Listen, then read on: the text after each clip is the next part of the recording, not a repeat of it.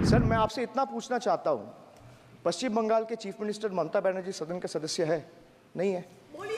तो उन्होंने क्यों टिप्पणी किया? सर, आप अपना पद का मान रखिए सर, उनको उठ के बोलिए माफी मांगेगा।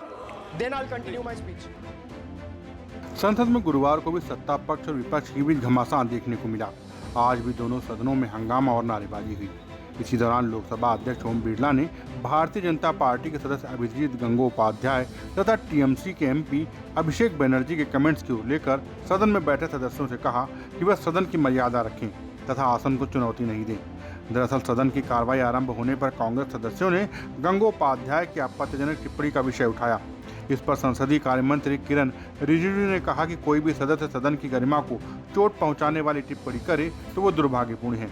उनका कहना था कि सदस्य चाहे सत्ता पक्ष का हो या विपक्ष का हो, अगर वह सदन की गरिमा को चोट पहुंचाने वाली टिप्पणी करता है तो शब्दों को कार्रवाई से हटाया जाना चाहिए।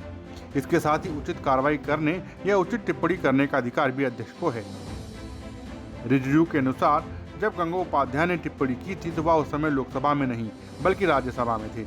उन्होंने कहा कि अगर सदन के अंदर उचित वक्तव्य नहीं दिया गया है तो माननीय अध्यक्ष उचित कार्रवाई जरूर करेंगे।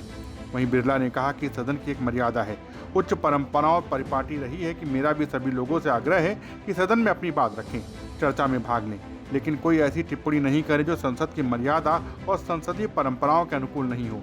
उन्होंने कहा कि कभी आसन से बहस नहीं करें या उसे चुनौती नहीं दें। बिरला का इशारा अभिषेक बनर्जी द्वारा बुधवार को सदन में की गई टिप्पणी की ओर था।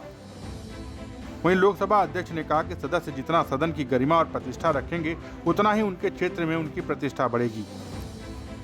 आपको बता दें कि अभिषेक बनर्जी ने बजट पर चर्चा में भाग लेते हुए जब नोटबंदी और लॉकडाउन का उल्लेख किया था तो लोकसभा अध्यक्ष ने कहा कि वर्ष 2016 के बाद 2 बार लोकसभा चुनाव हो चुके हैं, आप बजट पर बात कीजिए।